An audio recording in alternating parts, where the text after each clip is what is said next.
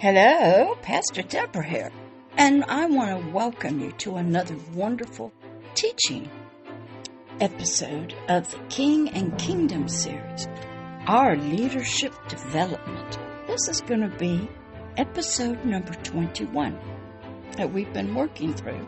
The words of God Himself to all of humanity. Now, not to our biological body or to our brain, our soul, our heart, but to our spirit.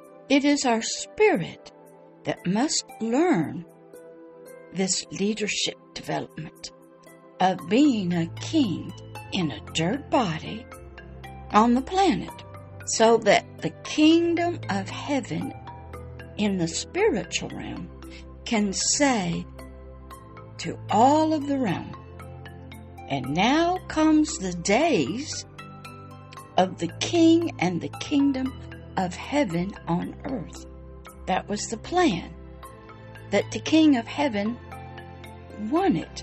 He wanted to expand his territory. He already had created the entire spiritual realm, the unseen. And the king is always looking for new lands to conquer, new places to exert his knowledge and truth, his laws, his justice. So he created the natural seen world, and out from his breath of life came the galaxies, the stars, the planets, the comets. And as I understand it, our scientists are telling us the universe is still expanding. They call it sort of the Big Bang theory, that from somewhere in the billions and billions and billions and billions of light years past, something exploded and has sent forth rocks and comets and gases and moons and planets and solar systems. And it is still happening now when you look through the Hubble Telescope and all that NASA and so many other space agencies are doing. You see the birth of new stars. You see the death of stars, the new galaxies. And that's what a king does. He looks for new lands to conquer, to put his governmental system in. So here on our planet, called Earth, he did that. And the governmental system was the kingdom of heaven, with its laws of justice and righteousness, agape love, joy, and peace. That was to be in the unseen spirit, you, whose spirit was inside of a dirt body. And so from the unseen kingdom of heaven to the spirit, out through your soul and your physical body, the kingdom of heaven could be seen and known, heard. God even gave all of creation, the stars, the sun, the water, the birds, the animals, a voice. Everything is speaking about Him, crying out to Him. So He put humanity, us, on this planet to be His representative, His prime ministers, to bring forth the kingdom of heaven and its kingship to all the planet. But that got all messed up. But to help us understand who we are, that we are to be a spiritual leader, both in the spirit realm and in the natural realm, and to all the earth and nature and the forces, we have to study.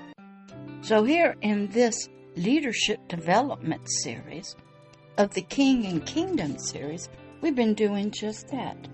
We've been working through scriptures of the Authorized King James Bible. In the last video, we had worked through Isaiah 60, verse 5. Isaiah was an Old Testament prophet that prayed a lot, and he heard the voice of God. He had a lot of interactions with Him, and God could talk to him.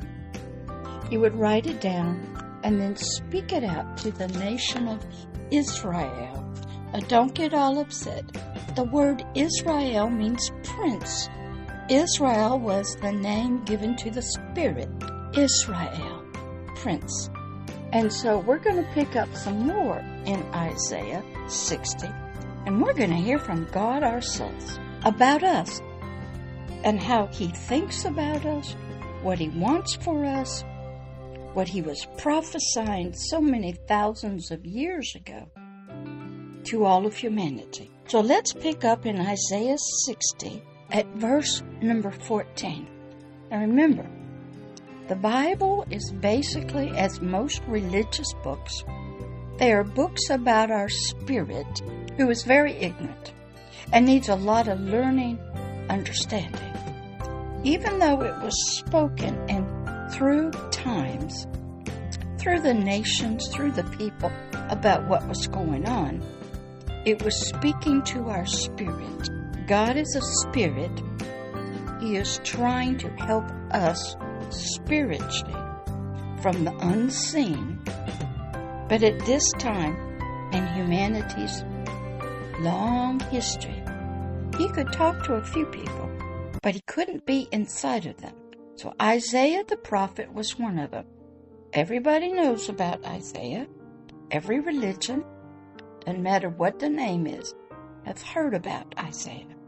So here in Isaiah 60, verse number 14, remember, this is God speaking to Isaiah about us spiritually, our spirit.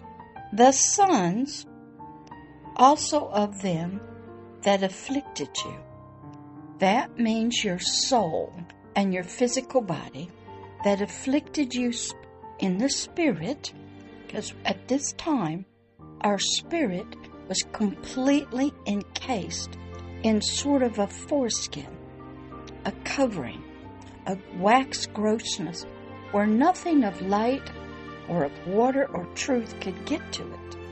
It was completely one with the lust of the eyes, the lust of the flesh, and the pride of our life. It had come so far down into the murky, miry clay of the flesh, and it wasn't able to get sort of reborn, rebirthed, free yet. But God is a prophetic God. He speaks into the future. He gives us hope. He gives us a future. And He tells us what is happening now and what is going to happen. Verse number 14. The sons also of them that afflict thee. Okay, that can mean your soul and all of its multiple personalities, your physical body, and it could also mean some spiritual things as well, shall come bending unto you. You will hope that your soul will come to you and say, please forgive me. I got off. I listened to the voice of the serpent. I listened to the voice of my senses, my flesh, my appetites. Please forgive me. And all they that despised you. Well, who despises the spirit? The soul does.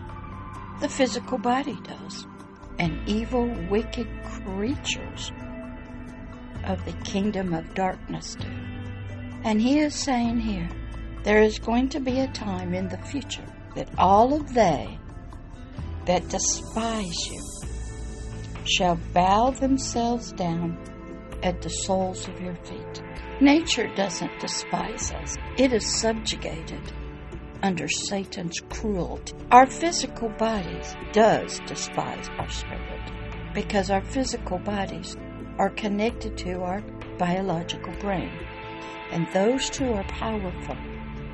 They don't want to give up the control, the leadership of this human, which is three parts: a spirit, a soul that's in the biological brain, and the physical body. And He is saying that sometime in the future, these are going to, your spirit, your soul, and your physical body are going to bow down to you, and they shall call you spiritually the city of the Lord.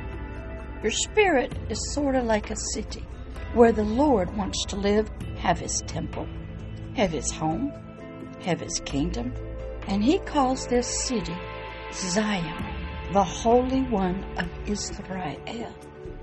A lot of people look at a nation and see it that way. Well, he's really talking about humanity as a whole, our spirits. Verse number 15. Whereas you spiritually have been spiritually forsaken and hated. The spirit was forsaken when the flesh, through the woman and through a creature named Adam, disobeyed God, so that no man went through you. No man could get to you. He says, but I will make you an eternal excellency, a joy of many generations. He is trying to tell us something's going to happen to us, good things, but he's also telling us our current condition.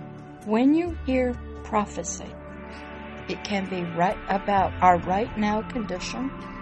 It can be what's going to happen in the short term, but also in the long term. And I want to end right here. I don't want to go too far because this gets more and more powerful. We have to go slow when you study. So this ends episode number 21, Isaiah 60, verse 14 and 15. And we'll pick up again in the next episode of our leadership development. In the next episode, we'll continue through Isaiah 60. It is vital that you hear about your condition as it is now spiritually and what God says it's going to be in the future. God is a futuristic God. He's going to be there for all of eternity. He's already has a new earth and new galaxies planned for us. This earth is so polluted with blood. We've killed each other. We've killed the animals. We were all supposed to be loving creatures to each other. We were never supposed to eat meat. We were to be vegetarians. We were not to kill each other. We were not to hurt each other, but we did. The earth is cursed. It does not bring forth its bountiful blessings to us. The weather is chaotic. It is subjected to Satan, the king of the darkness. We have no spiritual rulership. Our words are mainly powerless if they're not filled with fire and anger and hate, envy. Our spirits are encased in the darkness. They are ignorant. They are sunk down low in the lust of the eyes, the lust of the flesh, and the pride of life. They're covered in a wax grossness, asleep most of the time, and we have a long way to go. So you come back to the next episode of the King and Kingdom series, our leadership development. So God of eternity can say, now comes the days of the King, you, and the kingdom of heaven on earth. All right, this is Pastor Deborah. I'll see you in the next episode. Bye-bye.